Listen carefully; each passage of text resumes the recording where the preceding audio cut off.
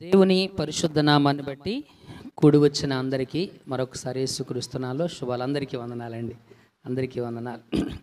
యోహాను సువార్త 5వ అధ్యాయం, యోహాను సువార్త 5వ అధ్యాయము 5వ వచనము, 6వ వచనము, 7వ వచనాన్ని మనము వాక్య కొనసాగింపు కొరకు మనం చదువుదాం. అక్కడ చదువు. 38 ఏండ్ల నుండి వ్యాధి గల ఒక మనుషుడు ఉండెను.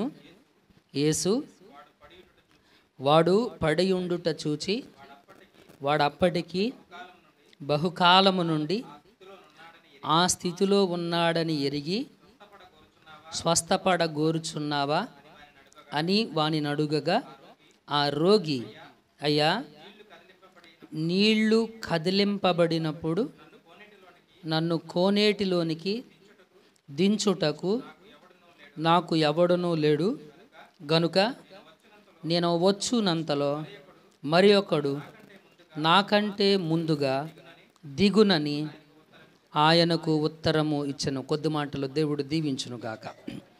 మిత్రులారా, మనము యోహాను సువార్త 5వ అధ్యాయము 2వ వచనం నుంచి 18వ వచనం వరకు గల వాక్యాన్ని మనము ధ్యానం చేస్తూ ఉంటున్నాం.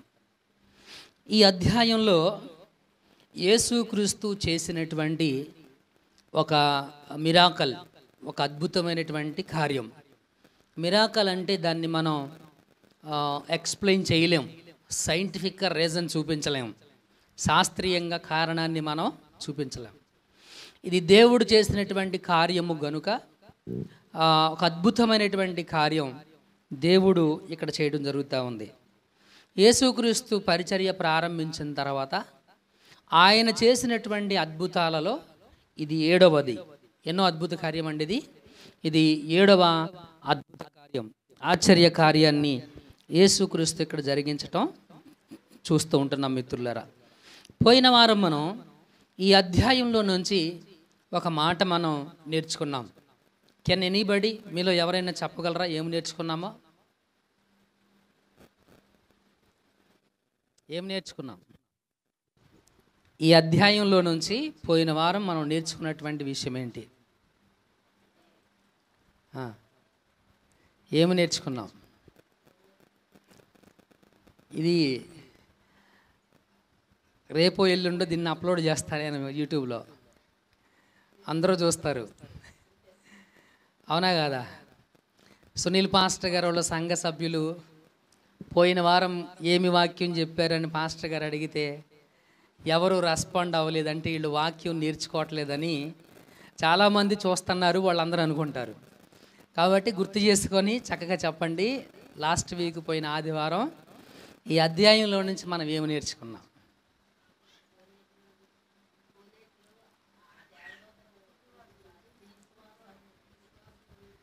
Right, very good.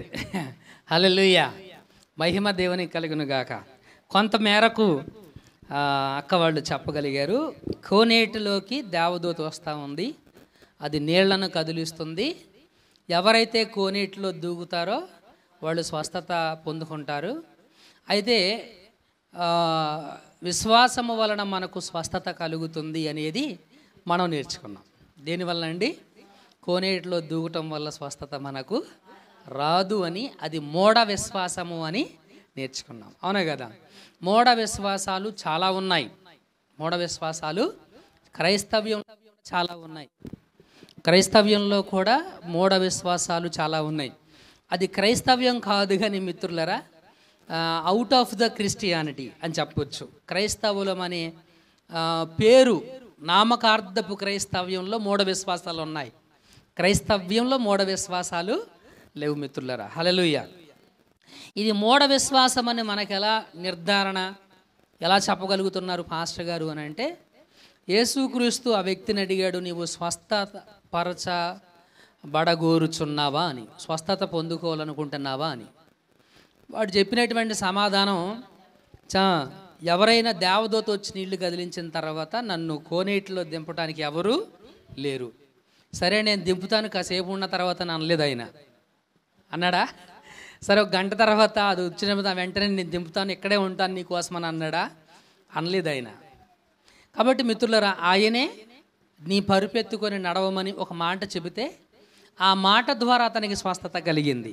హల్లెలూయా. కనుక క్రైస్తవ జీవితంలో ప్రభునందు మిత్రులారా, అద్భుతాలు ఇంపార్టెంట్ కాదు కానీ క్రీస్తు ఇంపార్టెంట్. అర్థమవుతుందని ఆ మాట మీకు? అద్భుతాలు, ఆశ్చర్యక్రియలు, స్వస్థతలు, మేలులు ఇవి ప్రాముఖ్యమైనటువంటివి కాదు. ఏది ప్రాముఖ్యమైనది అని అంటే క్రీస్తు ప్రాముఖ్యమైనటువంటి వాడు క్రైస్తవ్య జీవితంలో. కాబట్టి క్రీస్తు ప్రాముఖ్యమైనటువంటి వ్యక్తిగా మన జీవితాల్లో ఉండాలి. క్రీస్తు ప్రాముఖ్యమైన వ్యక్తిగా మన జీవితాల్లో ఉండాలి మిత్రులారా. కనుక నేర్చుకుందాం ఇక్కడ మరికొన్ని విషయాలు. ఈరోజు మనం నేర్చుకునేటువంటి ప్రయత్నాన్ని మనం చేద్దాం మిత్రులారా. పోయిన వారం మనం నేర్చుకున్న మూఢ విశ్వాసం అనేటువంటి దాని గురించి మనం నేర్చుకున్నాం. మూఢ విశ్వాసం ఇక్కడ దేవదూత ఆయా సందర్భాల్లో వస్తుంది, నీళ్లను కదిలిస్తుంది. అది కదిలించిన తర్వాత దాంట్లో ఎవరైతే మొట్టమొదట దూకుతాడో వాడు ఎలాంటి వ్యాధిగ్రస్తుడైనా వాడు స్వస్థత పొందుకుంటాడు. ఈ విషయం తెలిసిన వాళ్ళ రోగులందరూ కూడా కోనేటి దగ్గరికి వెళ్ళారు. అక్కడ గుంపులుగా ఉన్నారు. ఇది మూఢ విశ్వాసము. యేసుక్రీస్తునందు విశ్వాసం ద్వారా మనం రక్షణ పొందుకుంటాము అని వాక్యం ద్వారా నేర్చుకున్నాం. అంతేకాదు మిత్రులారా, మరి దేవుడేమై ఉన్నాడు? ఇశ్రాయేలులో మంత్రం లేదు, శకునము లేదు అని మనం వాక్యం ద్వారా మనం నేర్చుకున్నాం మిత్రులారా. ప్రార్థన తాయితులు కానీ లేకపోతే కొబ్బరి నూనె డబ్బాలు కానీ వీటి ద్వారా మనకు స్వస్థత కలగదు మిత్రులారా. చాలామందికి ఇప్పటికీ ఉన్న మూఢ విశ్వాసం ఏంటంటే కొబ్బరి నూనె డబ్బా. ఇప్పటికీ ఉన్న మూఢ విశ్వాసం ఏంటండి? కొబ్బరి నూనె డబ్బా. కొబ్బరి నూనె డబ్బా రాసుకుంటే మోకాళ్ళ నొప్పులు తగ్గితేనో, తలనొప్పి తగ్గిద్దనో, ఇలా మూఢ విశ్వాసాలు చాలా ఉన్నాయి. కొబ్బరి నూనె డబ్బాలో స్వస్థత ఏమీ లేదు మిత్రులరా. అది మీ చెట్లకు కాసినటువంటి మీ కొబ్బరికాయలే, మీరు మిల్లుకెళ్ళి ఆడించుకొచ్చినటువంటి కొబ్బరి నూనె. కాబట్టి దాంట్లో ప్రత్యేకమైనటువంటి శక్తి సామర్థ్యాలు కొబ్బరి నూనెలో ఏమీ ఉండవు. అది మూఢ విశ్వాసం. మీకు బాగా గుర్తు రావాలి అంటే రక్తస్రావం కలిగినటువంటి స్త్రీ యేసుక్రీస్తు కొబ్బరి నూనె నెత్తి మీద నుంచి పోసాడు ఆమెకి వైలా.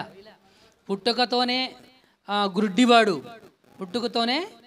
గురుడ్డివాడు ఏమి రాశాడు? సరే అక్కడ దాకా వద్దు. ఇప్పుడు మనం నేర్చుకుంటున్నటువంటి వాక్యంలోనే ఉన్నటువంటి రోగి, ఇతని గురించి రాసిన వాక్యం అతడు రోగి అని. ఈ రోగికి ఏమి రాశాడు ఆయన? ఏమి రాయలా, ఏమీ కూడాను రాయలేదు.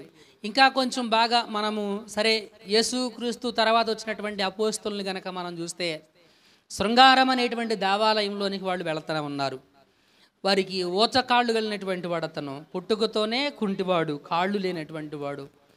వాళ్ళు కొబ్బరి నూనె డబ్బా తీసుకొచ్చి ముందు మర్దన చేసి వాడికి మసాజ్ చేసిన తర్వాత నువ్వు స్వస్థత పొందుకోమని అన్నారా? లేదు మిత్రులారా. కాబట్టి వాక్యం కూడా అక్కడ ఏం చెప్పింది? యేసుక్రీస్తు మీద అతనికి ఉన్నటువంటి విశ్వాసమే వీడికి నడవడానికి శక్తినిచ్చిందని. అంటే క్రీస్తులోనే మనకు స్వస్థత ఉంది. హల్లెలూయా, మహిమ దేవునికి.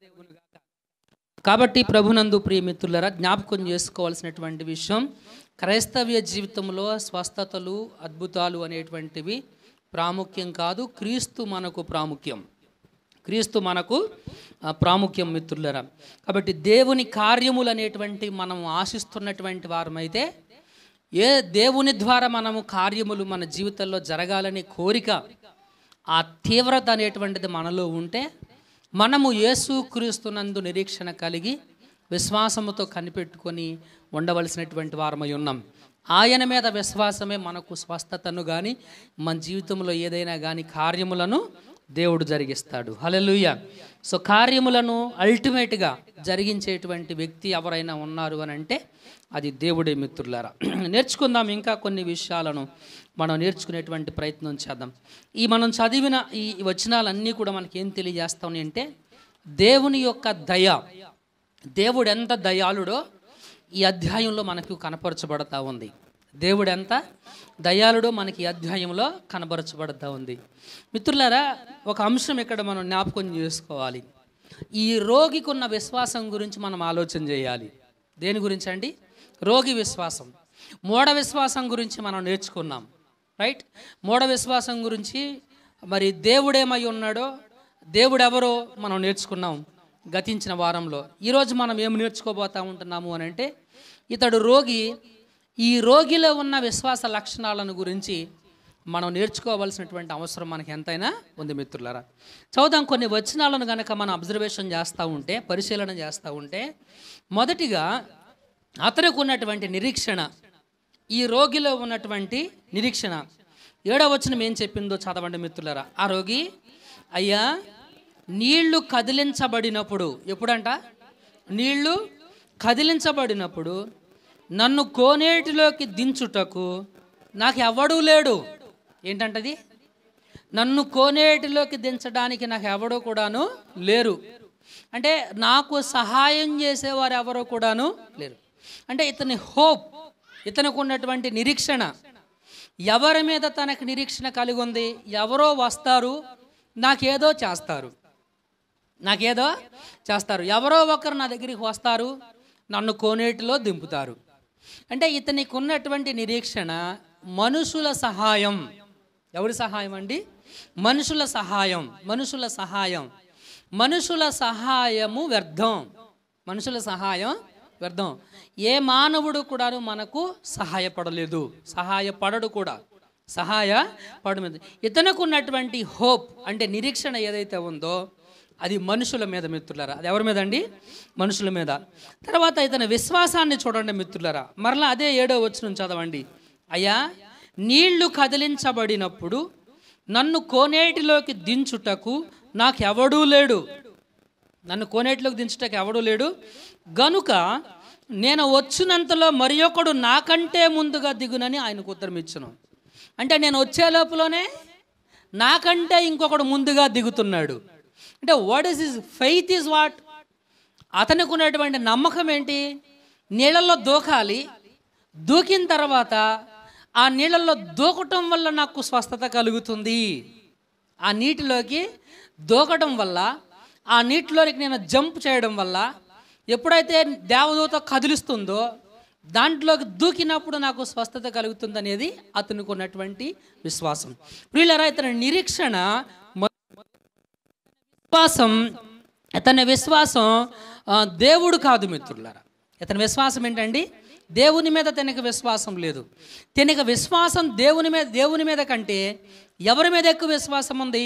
కోనేటిలో ఉన్నటువంటి, కోనేటిలో నీళ్లను కదిలించేటువంటి దేవదూతల మీద తనకు విశ్వాసం ఉంది. కాబట్టి ఇతనుకున్న విశ్వాసము తప్పే, ఇతనుకున్న నిరీక్షణ కూడా తప్పే. రెండు both are not correct. Both are not correct. రెండు కూడాను సరి అయినటువంటి విశ్వాసము కాదు, సరి అయినటువంటి నిరీక్షణ కూడాను కాదు మిత్రులరా. వీటికి మించినటువంటి ఇతనులో ఒకటి ఉంది, కోరిక. వీటికి మించినటువంటి ఇతనులో ఒకటి ఉంది, స్ట్రాంగ్ డిజైర్ ఒకటి ఉంది. ఏంటి స్ట్రాంగ్ డిజైర్ అంటే? కోరిక ఏంటంటే, బలమైన కోరిక ఏంటంటే స్వస్థత పొందుకోవాలి అని. ఏం పొందుకోవాలని? అందుకనే హీ హాస్ బీన్, అతను దాదాపుగా 38 సంవత్సరాల నుంచి, ఎన్ని సంవత్సరాల నుంచి అండి? 38 సంవత్సరాల నుంచి ఆ కోనేటి దగ్గరే ఉన్నాడు. దేనికోసం ఉన్నాడు? స్వస్థత పొందుకోవాలనే దానికోసం. అంటే తన నిరీక్షణ దేనిది? స్వస్థతపరచబడాలని, స్వస్థపరచబడాలి అని, స్వస్థత పొందుకోవాలని 38 సంవత్సరాలుగా తను స్వస్థత కోసం ఎదురు చూస్తున్నాడు. స్వస్థత నిమిత్తము, తను బాగుపడు నిమిత్తము తీవ్రమైన ఒక కోరికను కూడా తను కలిగి ఉన్నాడు. ఇక నా జీవితంలో నేను స్వస్థత పొందుకునేది లేదులే అని చెప్పేసి వెనక్కి వెళ్ళిపోలేదు. ప్రభునందు ప్రియ మిత్రులు, ఇక్కడ గమనించవలసినటువంటి విషయం ఏంటి అని అంటే, ఇతనికి ఉన్నటువంటి కోరిక మంచిదే. మనలో చాలామందికి సంతోషంగా ఉండాలి, ఆనందంగా ఉండాలి, కోరిక మంచిదే. చాలామందికి ఆసక్తి ఉంటుంది, ఆనందంగా ఉండాలి, స్వస్థత పొందుకోవాలని, లేకపోతే నా బిడ్డలు బాగుండాలని, ఇలాగా మనం కోరుకునేటువంటి కోరిక అయితే మంచిదే. కానీ మన విశ్వాసంలో లోపం ఉంది, మన నిరీక్షణలో లోపం ఉంది. ఈ రోగి యొక్క విశ్వాసంలో ఏ విధముగానైతే లోపం ఉందో, ఈ రోగి యొక్క విశ్వాసంలో ఏ విధముగానైతే సమస్య ఉందో, ఇతని విశ్వాసం ఎలాగైతే అవుట్ ఆఫ్ ద గాడ్, దేవుడు కాకుండా, దైవం కాకోకుండా మిగిలిన వాటి మీద తను ఎలాగైతే విశ్వాసాన్ని కలిగి ఉన్నారో, మనలో కూడా చాలామంది అలాగే కలిగి ఉన్నారు. పాస్టర్ గారు ప్రార్థన చేస్తేనే స్వస్థత వస్తుంది అనేది మూఢ విశ్వాసం. ఇప్పటికీ నాగిరెడ్డిగూడెం వెళ్తేనే నాకేదో జరిగిద్ది అనుకునే వాళ్ళు ఉన్నారు. బెల్లంపల్లి వెళ్తేనే నాకు జరిగిద్ది, ఏదో ఒక కార్యం జరిగిద్ది అనేటువంటి విశ్వసించే వాళ్ళు చాలామంది ఉన్నారు. ఇటువంటి మూఢ విశ్వాసాలు కలిగినటువంటి క్రైస్తవ్య జీవితం చాలా ప్రమాదకరమైనటువంటిది మిత్రులారా, చాలా ప్రమాదకరమైనటువంటిది. అది క్రైస్తవ్యము కాదు, అది క్రైస్తవ్యము కాదు. పరిశుద్ధ లేఖనాల్లో ఆది కాండము దగ్గర నుంచి ప్రకటన గ్రంథం వరకు కూడాను ప్రతి లేఖనము మనకు తెలియజేస్తున్నటువంటి మాట ఏంటనంటే, యేసుక్రీస్తుని మనము విశ్వసించాలి అని. యేసుక్రీస్తుని మనము విశ్వసించాలని కీర్తనకారుడు అంటాడు, కుమారుణ్ణి ముద్దు పెట్టుకోండి.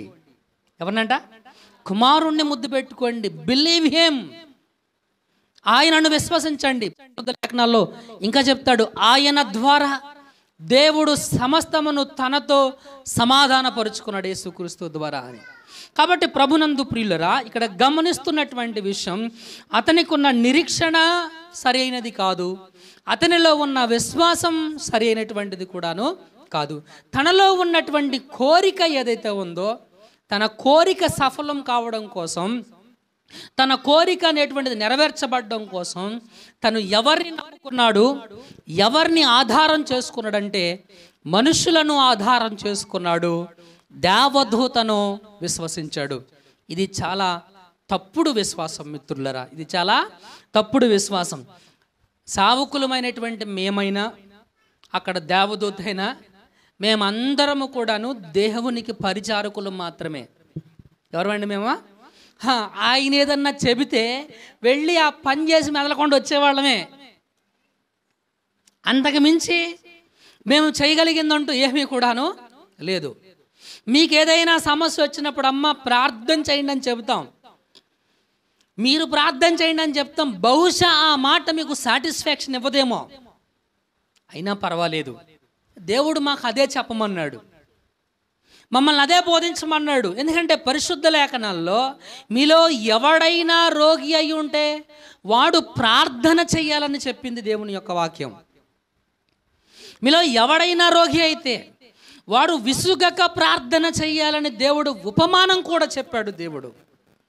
ఇందాక ప్రసాద్ ఒక వాక్యం జ్ఞాపకం చేసిన 22వ అధ్యాయం కీర్తనలో, ఎవరైతే బాధపడుతున్నారో ఈ బాధపడేవారు ఆయనకు మొర్రపెట్టినప్పుడు, I don't know how many of your feeling bad and sad. మీలో ఎంతమంది సాడ్నెస్లో ఉన్నారు నాకు తెలియదు, బాధపడుతున్నారు నాకు తెలియదు. మీ బాధలు, మీ కష్టాలు, మీ ఇబ్బందులు, మీ ఇరుకులు, మీ శోధన, మీ పరీక్ష, so everything you should know. మీకు తెలుసు నా సమస్య ఏంటనేది, నాకు తెలుసు. హల్లెలూయా. కాబట్టి what do you have to do? నువ్వు చేయాల్సిన పని ఏంటి? నువ్వు మొర్ర పెట్టాలి, నువ్వు ప్రార్థన చేయాలి.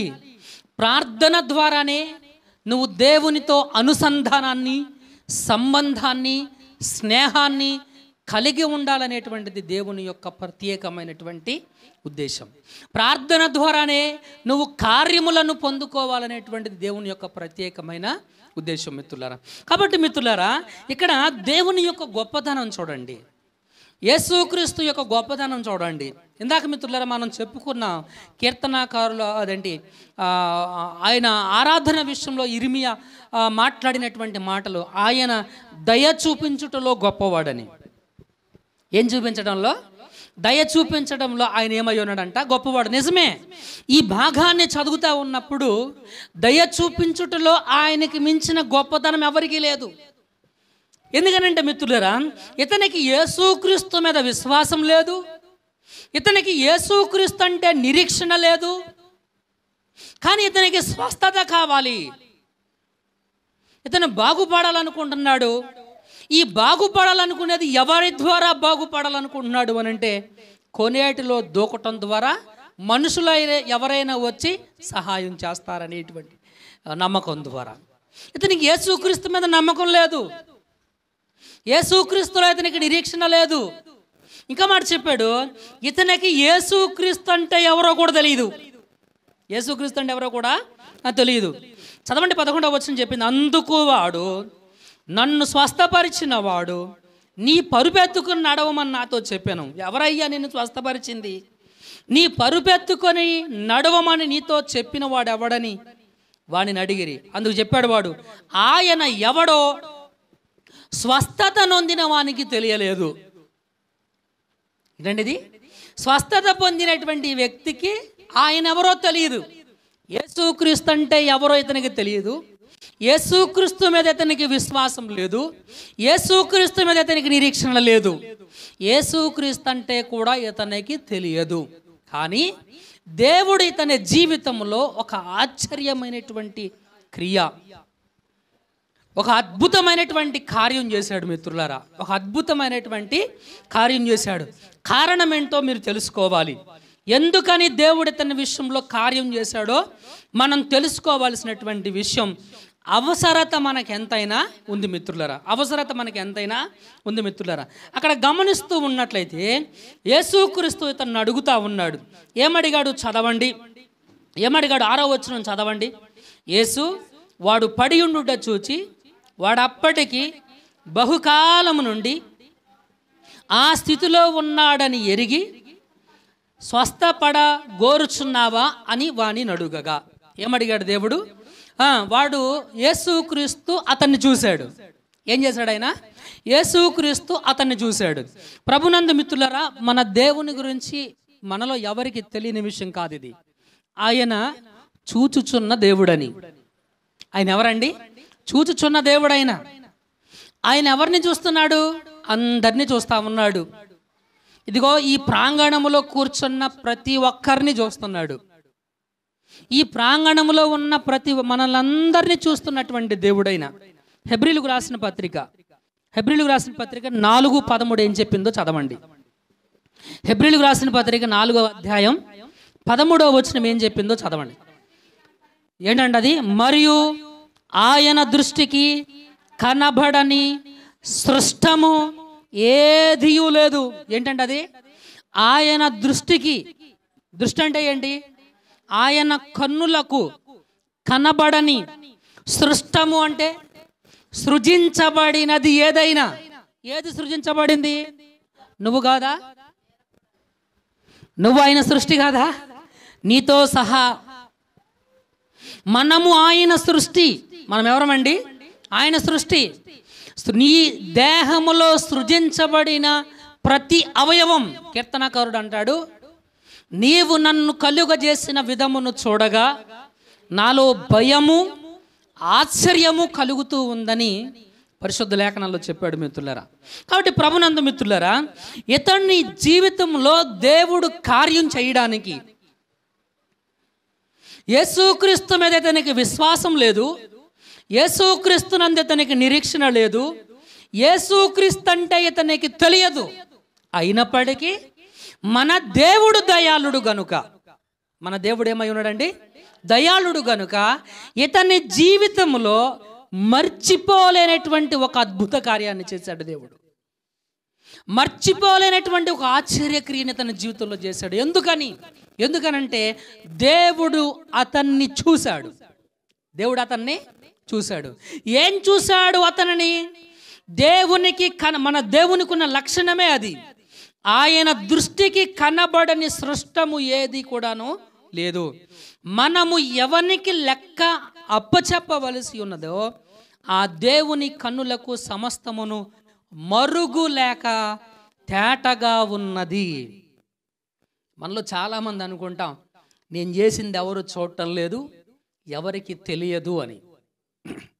నేను చేసింది, నేను మాట్లాడింది ఎవరికి తెలియదు, ఎవరు చూడటం లేదని మనం అనుకుంటాం మిత్రులారా. కానీ గుర్తుపెట్టుకోవాల్సినటువంటి విషయం, మనము దేవుని ఎదుట నడుస్తూ ఉన్నాం. ఎవరి ఎదుటండి? దేవుని ఎదుట. మన ప్రతి క్రియ, మన ప్రతి ఆలోచన, మన ప్రతి మాట దేవుడు పరిశీలన చేస్తూ ఉన్నాడు. దేవుడు ఏం చేస్తాడండి? పరిశీలన చేస్తూ ఉన్నాడు గనక మనము జాగ్రత్తగా బ్రతకాలి. ఇక్కడ ఈ వ్యక్తిని దేవుడు చూశాడు. చూడడం మాత్రమే కాదు, కీర్తనల గ్రంథం 142:3 ఏం చెప్పిందో చదవండి. ఇక్కడ పరిశుద్ధ వాక్యం 5వ అధ్యాయం మరొకసారి చదవండి. అతని గురించి మాట్లాడుతూ చూడడం మాత్రమే కాదు, వాడు అప్పటికి బహుకాలము నుండి ఆ స్థితిలోనే ఉన్నాడని ఎరిగి, అంటే అతని గురించి దేవునికి తెలుసు. అతడు దాదాపు ఎప్పటి నుంచో 38 సంవత్సరాల నుంచి ఒకే స్థితిలో ఉన్నాడన్న సంగతి యేసుక్రీస్తుకు తెలుసు. హల్లెలూయా, మహిమ దేవుని కలుగును గాక. కాబట్టి మిత్రులారా, దేవుడు ఇతని జీవితంలో ఒక ఆశ్చర్యక్రియ జరిగించడానికి గల మొదటి కారణం, దేవుడు అతన్ని చూశాడు. అతనికి దేవుడు కనపడ్డాడు.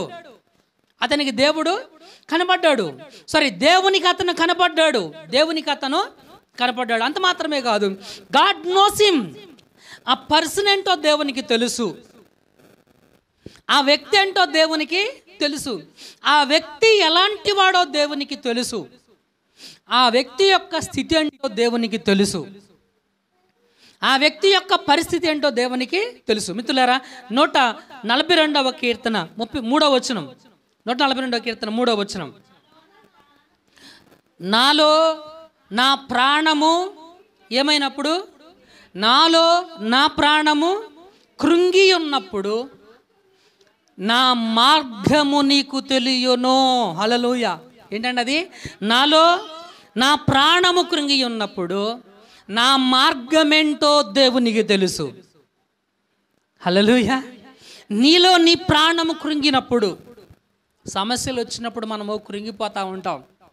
అప్పుడు నువ్వు ఏ దారిని ఎంపిక చేసుకుంటావో దేవునికి తెలుసు. So that is our God.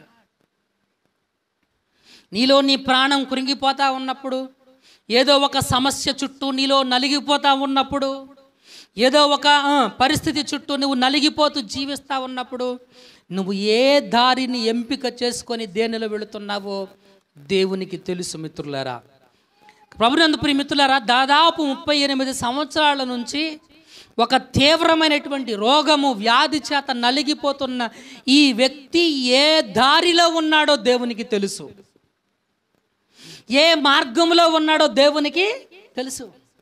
అందుకే అతన్ని బాగు చేయడానికి దేవుడు అతని మీద దేవుని మీద అతనికి విశ్వాసము లేకపోయినప్పటికీ, యేసుక్రీస్తులో ఇతనికి నిరీక్షణ లేకపోయినప్పటికీ, యేసుక్రీస్తుని గురించి ఇతనికి తెలియనప్పటికీ కూడాను యేసుక్రీస్తు అతని మీద దయ చూపించాడు. ఏం చూపించాడండి? ఎస్, ఆయన దయ ఈ వ్యక్తికి, ఈ రోగికి స్వస్థతను కలుగు చేసింది. హల్లెలూయా, మహిమ దేవునికి కలుగును గాక. కాబట్టి ప్రభునందు మిత్రులారా, ఆయన నువ్వు ఏ స్థితిలో ఉన్నావన్నది ఆయనకు తెలుసు. ఎటువంటి పరిస్థితుల మధ్య నువ్వు నలిగిపోతున్నావో ఆయనకు తెలుసు. నువ్వు ఒక మంత్రగాడి దగ్గరికి వెళుతున్నావా, ఒక సోదిగాడి దగ్గరికి వెళుతున్నావా సహాయం కోసం ఒక మనిషి దగ్గరికి వెళుతున్నావా, సహాయం కోసం దేవుని దగ్గరికి వెళుతున్నావా అనేది దేవునికి తెలుసు. మిత్రులారా, మహిమ దేవుని కలుగును గాక. కాబట్టి మిత్రులారా, ఇతని విశ్వాస పరిమాణాన్ని మనం గమనించినట్లయితే, ఇతనికి యేసుక్రీస్తు మీద విశ్వాసం లేదు, యేసుక్రీస్తులో నిరీక్షణ లేదు. కానీ ఇతనిలో ఉన్న బలమైన కోరిక ఏంటి అంటే మిత్రులారా, స్వస్థత పొందుకోవాలి. బలమైన కోరిక ఏంటండి? స్వస్థత పొందుకోవాలి. ఇతనికి దేవుని మీద విశ్వాసం లేకపోయినప్పటికీ, దేవుని మీద నిరీక్షణ లేకపోయినప్పటికీ, అసలు పోయినప్పటికీ దేవుడు తన విషయంలో కార్యం. ఎందుకనంటే దేవుడు అతన్ని చూస్తున్నాడు. దేవుడు చూశాడు. ఏం చూశాడు? దీర్ఘకాలంగా అతడు రోగంతో బాధపడడం చూశాడు. దీర్ఘకాలంగా రోగంతో బాధపడడం చూశాడు. అంత మాత్రమే కాదు, అతని స్థితి ఆయనకు తెలిసింది. అతని స్థితి ఏంటో ఆయనకు తెలిసింది. అందుకే దేవుడు అతని పట్ల దయ చూపించాడు. మూడవ కారణం చూడండి, ఎందుకని దేవుడు అతని విషయంలో కార్యం చేశాడు అని అంటే, అతని స్థితిని ఎరిగి అతన్ని చూసి దేవుడు ఇలా అడిగాడు అతన్ని, స్వస్థపడ గోరుచున్నావా అని వాని అడుగగా. ఏమడిగాడండి? స్వస్థపరగోరుచున్నావా? Do you have a desire to heal? నీకు స్వస్థత పొందుకోవాలనే కోరిక ఉందా? That is the question. ఏంటంటే అది స్వస్థపరచబడాలనే కోరిక నీలో ఉందా? రక్షించబడాలనే కోరిక నీలో ఉందా? మారు మనసు పొందాలనే కోరిక నీలో ఉందా? Do you have a Dzire? అసలు నీలో కోరిక అనేటువంటిది ఉంటే God can do the things in your life. దేవుడు నీ జీవితంలో కార్యములను జరిగించగలడు. ఇక్కడ ఈ వ్యక్తిని దేవుడు అడిగిన ప్రశ్న ఏంటంటే, నీకు స్వస్థత పొందుకోవాలనే కోరిక ఉందా? Yes, we should have that. యేసుక్రీస్తు దగ్గరికి మనం వచ్చినప్పుడు, యేసుక్రీస్తు దగ్గర మనం ఉన్నప్పుడు, ఆయన మీద ఆయన గురించి నీకు తెలియకపోయినా, ఆయనలో నీకు నిరీక్షణ లేకపోయినా, ఆయన మీద నీకు విశ్వాసము లేకపోయినా, ఆయన దయ కలిగినటువంటి దేవుడు గనుక, ఆయన దయగలిగినటువంటి దేవుడు గనుక నీ కోరికను ఆయనతో చెప్పగలిగితే, నీ కోరికను ఆయనతో చెప్పగలిగితే, ఆయన స్వస్థత పొందుకోవాలి, ఆయన ద్వారా మేలు పొందుకోవాలనే బలమైన కోరిక నీలో ఉంటే గాడ్ విల్ డూ. ఎందుకంటే ఆయన దయాళుడు గనుక. ఎందుకనండి? ఆయన దయాళుడు కనుక. పరిశుద్ధ లేఖనంలో యాకోబు అంటాడు, యాకోబు చెబుతాడు, ఒక ఉదాహరణ జ్ఞాపకం చేస్తాడు. అతడు ఆసక్తితో దేంతో అంటే ఏంటో, ఆసక్తి అంటే ఏంటో ఏంటంటే అది నమ్మకం. నేనంటాను ఇట్స్ స్ట్రాంగెస్ట్ డిజైర్, బలమైనటువంటి కోరిక, ఆసక్తి ఉండాలి. ఆసక్తితో దేవుణ్ణి అడగాలి. ఆశ గల ప్రాణమును ఆయన ఏం చేస్తాడండి? తృప్తిపరుస్తాడు. ఆశ కలిగినటువంటి ప్రాణాన్ని ఆయన తృప్తిపరుస్తాడు. అతడు ఆసక్తితో ప్రార్థన చేసినప్పుడు 3.5 సంవత్సరాలు భూమి మీద వర్షం కురవలేదు. అతడు మరలా అదే ఆసక్తితో ప్రార్థన చేసినప్పుడు ఆకాశము వర్షం ఇచ్చింది, భూమి తన ఫలమునది ఇచ్చింది. మిత్రులారా, కాబట్టి ఇక్కడ ఇంపార్టెంట్ విషయం, ప్రాముఖ్యమైనటువంటి విషయం ఏంటంటే, మనకు అద్భుతాలు స్వస్థతలు అంత ప్రాముఖ్యం కాదు, క్రీస్తు ప్రాముఖ్యం. ఆయన మీద విశ్వాసం ప్రాముఖ్యం. ఆయన మీద ఆసక్తి చాలా ప్రాముఖ్యమైనటువంటిది. ఆసక్తి చాలా ప్రాముఖ్యమైనటువంటిది. ప్రభునందు మిత్రులారా, ఇతనికి, ఈ రోగికి 38 సంవత్సరాలుగా బాధపడుతున్నటువంటి రోగము చేత బాధను అనుభవిస్తున్నటువంటి వ్యక్తికి ఆసక్తి ఉంది. స్వస్థపరచబడగోరుతున్నావా అంటే తన కోరికను, అయ్యా నీ వల్ల నేను స్వస్థపరచబడగోరుతున్నానని అడగల అతను. ఎందుకంటే యేసుక్రీస్తు గురించి అతనికి తెలియదు కాబట్టి. అంటే యేసుక్రీస్తు స్వస్థపరుస్తాడన్న విషయం కూడా ఇతనికి తెలియదు. యేసుక్రీస్తు దేవుని కుమారుడు అన్న విషయం కూడా ఇతనికి తెలియదు.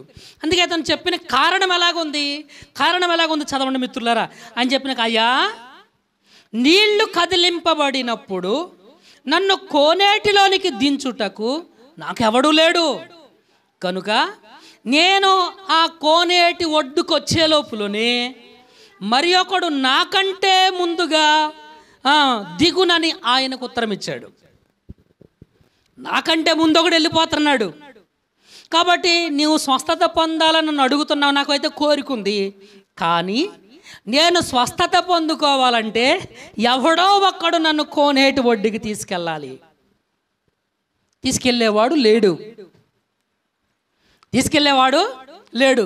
దేవదూత వస్తుంది, నీళ్లను కదిలిస్తుంది, అది వెళ్ళిపోతుంది. నేను వెళ్ళే లోపల నాకంటే ముందు ఒకడు వెళ్ళిపోతున్నాడు.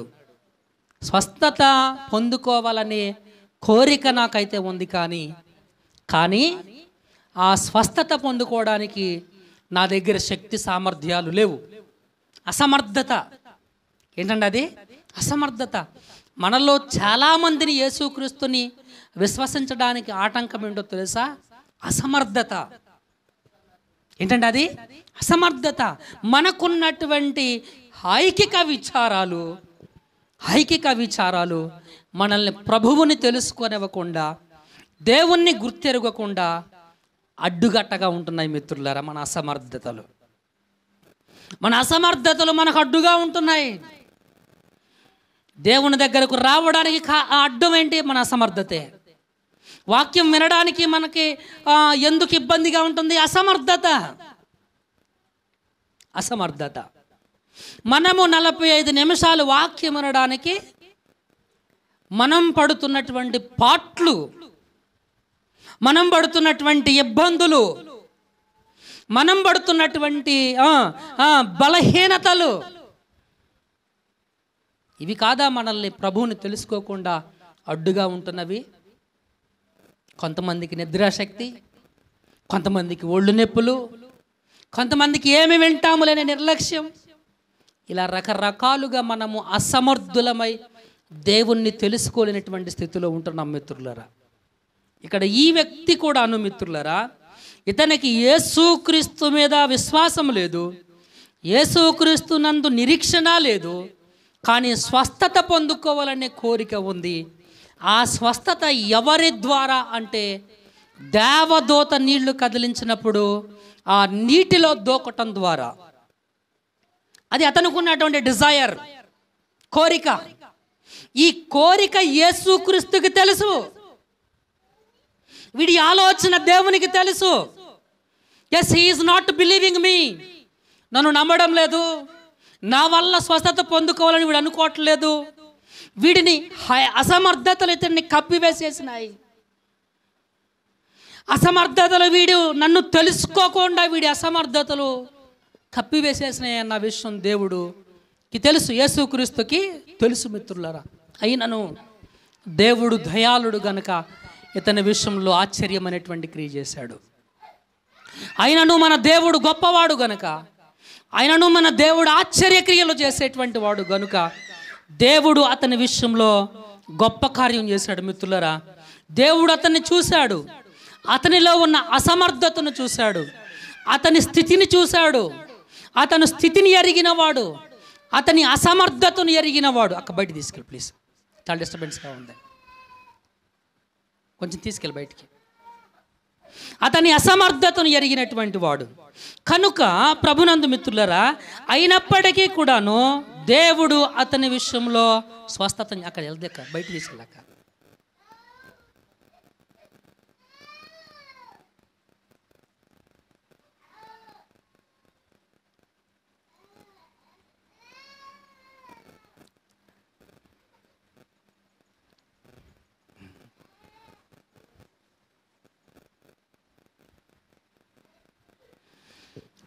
అతని అసమర్థతను ఎరిగినటువంటి వాడు దేవుడు. అయినను గొప్ప కార్యాన్ని చేశాడు మిత్రులు. ఈ ఉదయకాల సమయంలో దేవుడు మనతో మాట్లాడుతున్నటువంటి విషయం, ఇక్కడ ఉన్నటువంటి నీ గురించి, నిన్ను చూస్తున్నటువంటి దేవుడైనా, నిన్ను ఎరిగి ఉన్నటువంటి దేవుడైనా, నీ గురించి ఆయనకి ఏం తెలుసు? నీ స్థితి ఏంటో ఆయనకి తెలుసు, నీ అసమర్థత ఏంటో ఆయనకి తెలుసు, నీ అసమర్థత ఏంటో ఆయనకు తెలుసు. అయినా నువ్వు నీ విషయంలో ఎలాగున్నాడు అని అంటే, ఆయన నీ విషయంలో దయాళుడై ఉన్నాడు. నీ విషయంలో ఏమై ఉన్నాడంట? దయాళుడై ఉన్నటువంటి దేవుడైనా, దయాళుడై ఉన్నటువంటి దేవుడైనా. కాబట్టి ప్రభునందు ప్రియ మిత్రులారా, చాలా జాగ్రత్తగా జ్ఞాపకం చేసుకోవాల్సినటువంటి అంశం ఇది. దయాళుడైనటువంటి దేవుడు ఆయన విషయంలో ఏ విధంగా చేశాడు అంటే మిత్రులారా, విషయంలో కార్యాన్ని జరిగి మిత్రులారా, మనము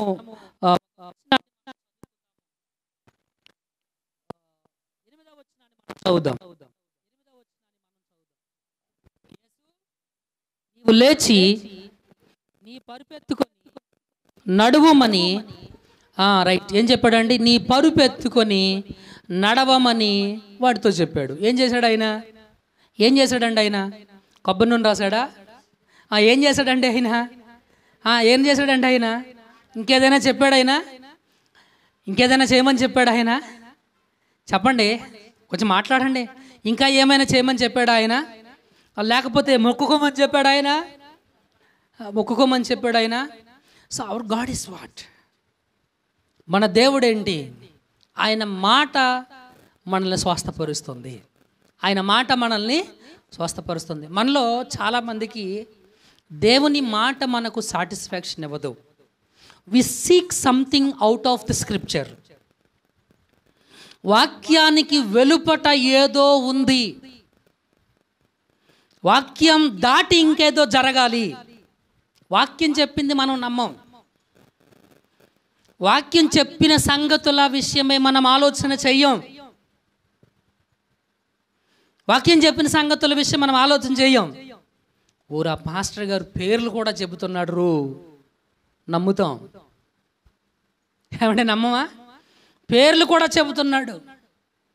ఊరా పాస్టర్ గారు చచ్చిపోయిన కూడా బ్రతికిచ్చాడు. Never, it's never happened.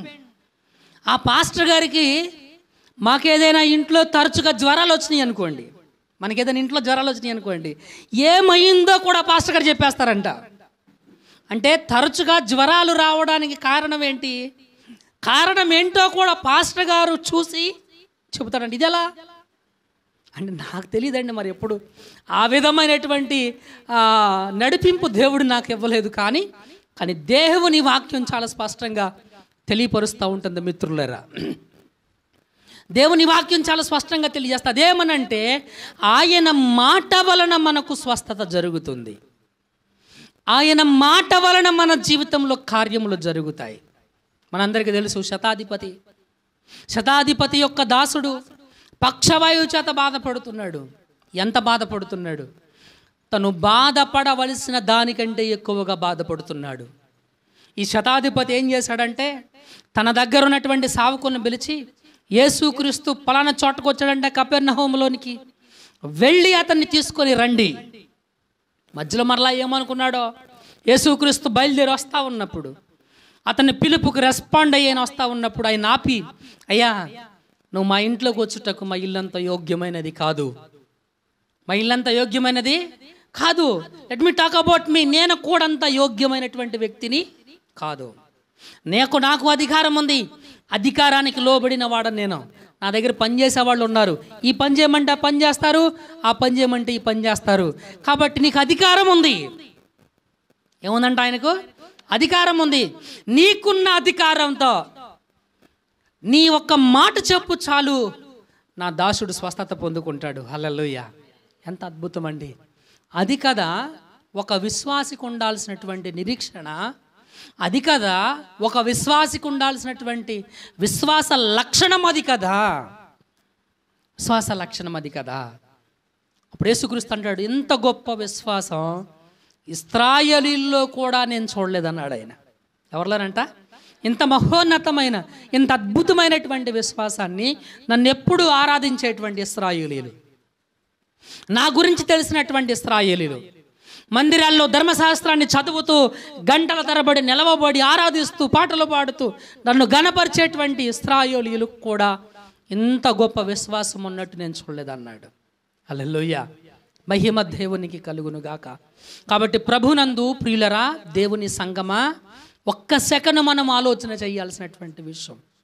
లేఖనాలు చెప్పుతున్న రీతిగా దుర్బోధకులు సంచారం చేస్తున్నటువంటి ఈ దినాల్లో చాలామంది మా మందిరంలో స్వస్థత జరిగింది, మా మందిరానికి వచ్చినప్పుడు మాకేదో అద్భుతం జరిగిందని చెప్పేటువంటి వాళ్ళు ఉన్నారు. ఇదిగో నేను ప్రార్థన చేస్తే దయ్యాలు పోతాయని చెప్పేటువంటి వాళ్ళు ఉన్నారు. ఇదిగో నేను ప్రార్థన చేసినప్పుడు షుగర్ పోయిందని చెప్పేటువంటి వాళ్ళు ఉన్నారు. నువ్వెవరండి? నేనెవరండి? Who am I? We are just vessels in the hand of the God. మేము దేవుని చేతిలో పనిముట్లు మట్టికి మిత్రులరా. ఆయన వాడుకుంటే వాడబడతాం. రాత్రి మంచి ఎగ్జాంపుల్ చెప్పాడు. ఇన్ని వేల రూపాయలు పెట్టి ఫోన్ కొని ఇది ఉపయోగపడకపోతే ఏంటది? వ్యర్థం. అవునా కదా? అట్లాగే మేము కూడా అంతే. మేము రక్షించబడిన తరువాత, దేవునికి పరిచారకులమైన తర్వాత నమ్మకమైనటువంటి సేవ చెయ్యకపోతే we are useless things in the hand of the God. మేము ఎందుకు పనికిరానటువంటి పాత్రలం. మీరు ఎంత బలహీనులో మేము కూడా అంతే బలహీనులం. మీరు ఎంత బలహీనులో మేము కూడా అంతే బలహీనులం. కాబట్టి ప్రభునందు ప్రియ మిత్రులారా చాలా జాగ్రత్తగా జ్ఞాపకం చేసుకోవాలి. ఇక్కడ యేసుక్రీస్తు ఎంత దయాళుడు అని అంటే మిత్రులారా, ఎంత గొప్పవాడు అని అంటే మిత్రులారా, మనుషుల పట్ల ఆయన చూపించినటువంటి దయ. ఇక్కడ ఈ వ్యక్తికి 38 సంవత్సరాలుగా ఒకే స్థితిలో బాధపడుతూ బాధను అనుభవిస్తూ స్వస్థత పొందుకోవాలని కోరికున్నప్పటికీ కూడాను తనకున్నటువంటి అసమర్థత వల్ల దేవుణ్ణి తెలుసుకోలేక, దేవుని దగ్గరికి ఎలా వెళ్ళాలో తెలియక అసమర్థత జీవితాన్ని జీవిస్తున్నటువంటి ఈ వ్యక్తి జీవితాన్ని దేవుడు ఎలా మార్చాడో ఒక్కసారి ఆలోచన చేయండి మిత్రులారా. యేసుక్రీస్తు మీద తనకి విశ్వాసం లేదు, నిరీక్షణ లేదు. అంత మాత్రమే కాదు, అతను స్వస్థపరుస్తాడనే నమ్మకం కూడా ఇతనికి లేదు. అతని వలన కార్యం జరుగుతుందనే విశ్వాసం ఇతనికి లేదు. అతనికి ఉన్నటువంటి విశ్వాసం మూఢ విశ్వాసం, అతని నిరీక్షణ నిరుపయోగమైనటువంటి విశ్వాసం. అయినను దేవుడు అతని మీద చూపించినటువంటి దయ, అతని దయ వల్ల అతన్ని పొందుకున్నటువంటి స్వస్థత, యేసుక్రీస్తు మాట వలన స్వస్థత పొందుకున్నాడు. హల్లెలూయా, మహిమ దేవునికి కలుగునుగాక. ఎవరి వల్ల అండి? ఆయన మాట ద్వారా అతనికి స్వస్థత కలిగింది. మరొక్కసారి చదువు. యేసు నీవు లేచి నీ పరుపెత్తుకొని నడవమని వాడితో చెప్పగా ఏం చెప్పాడు ఆయన? నీవు లెగాలి. లేచిన తర్వాత ఏం చేయాలి? నీ పరుపును పట్టుకోవాలి. నీ పరుపును పట్టుకొని ఏం చేయాలి? వెళ్ళు. ఆ స్థితిలోనే ఉండొద్దు, అదే స్థితిలో కాలాన్ని గడపొద్దు, అదే హైకిక విచారాలతో జీవితాన్ని కొనసాగించొద్దు. చాలామందికి ఏం తినాలి, ఏం కట్టుకోవాలి, అప్పు ఎలా కట్టాలి, నెల వచ్చేస్తుంది, మంత్లీ ఎండింగ్స్ చాలా ఉన్నాయి, ఇవన్నీ ఎలా అని హైకిక విచారాలతో బాధపడుతూ ఉంటారు మిత్రులారా. అనారోగ్యాలు వచ్చినాయి, ఏం చేయాలి, ఏమి తోచనటువంటి పరిస్థితులతో హైకిక విచారాలతో బాధను అనుభవిస్తూ కృషించిపోయే మనలో చాలామంది ఉన్నారు మిత్రులారా. దేవుణ్ణి గుర్తు చేసుకోం, దేవుణ్ణి మనం గుర్తు చేసుకోం. కాబట్టి ప్రభునందు మిత్రులారా, ప్రభు చిత్తమైతే మరలా వచ్చేవారు మరికొన్ని విషయాలు మనం ధ్యానం చేసేటువంటి ప్రయత్నాన్ని చేద్దాం మిత్రులారా. నేనైతే ఈరోజు ఈ వాక్య సందేశాన్ని నేను ముగిస్తూ ఉంటున్నాను. పరిశుద్ధ లేఖనము, దేవుని వాక్యం మనకేం తెలియజేస్తూ ఉంది అంటే, దేవుడు మన పట్ల దయాళుడై ఉన్నాడు. దేవుడు మన పట్ల ఏమై ఉన్నాడండి? దయాళుడై ఉన్నాడు. ఆయన మాట వలన మనకు స్వస్థత కలుగుతుంది. దేనివల్ల? ఆయన మాట అధికారంతో కూడినటువంటిది. దేంతో కూడిందండి? ఆయన మాట అధికారం ఉంది. ఆయన మాట అధికారంతో కూడినటువంటిది. ఆయన ఆగు అంటే వర్షం ఆగింది, ఆయన కురువు అంటే వర్షం కురిసింది, ఆయన ఆగు అంటే సముద్రపు పొంగాగింది. ఇన్ని ఆయన మాటకు లోబడ్డాయి. ఈరోజు నీ హృదయాన్ని ఒక్కసారి నువ్వు పరిశీలన చేయి, నీ మనసును ఒక్కసారి పరిశీలన చేయి. ఈ వ్యక్తికి దేవుడు అంటే కూడా తెలియదు, యేసుక్రీస్తు అంటే ఎవరో కూడా తనకి తెలియదు. అయినను దేవుడు తన జీవితంలో కార్యాలు చేశాడు. నీ జీవితం కూడా ఒక్కసారి ఆలోచన చేయి. ఇప్పటికీ ఇన్ని సంవత్సరాల విశ్వాస జీవితం ఉంది, కానీ యేసుక్రీస్తు అంటే ఎవరో నీకు సరిగ్గా తెలుసా? యేసుక్రీస్తు అంటే ఎవరో నీకు సరిగ్గా తెలుసా? యేసుక్రీస్తుని ఇంకా తెలియక అసమర్థ స్థితిలోనే ఉండిపోయావా? అసమర్థ స్థితిలోనే ఉండిపోయావా? పరిశీలించు, ఆత్మ పరిశీలన చేసుకోనండి. విశ్వాస జీవితంలో, యేసుక్రీస్తునందు విశ్వాస జీవితంలో ఎదుగవలసిందిగా ప్రభు పేరట మిమ్మల్ని హెచ్చరిస్తూ ఈ మాటలు నేను ముగిస్తూ ఉంటున్నాను. కళ్ళు మూసుకోండి, ప్రార్థన చేసుకుందాం మిత్రులారా. తలలో వంచి కళ్ళు మూసుకోండి. ఒక్కసారి ఆలోచన చేయండి. ఒకసారి మీ హృదయములను పరిశీలించండి. ఒకసారి మీ మనసును పరిశీలించండి. ఒకసారి మీ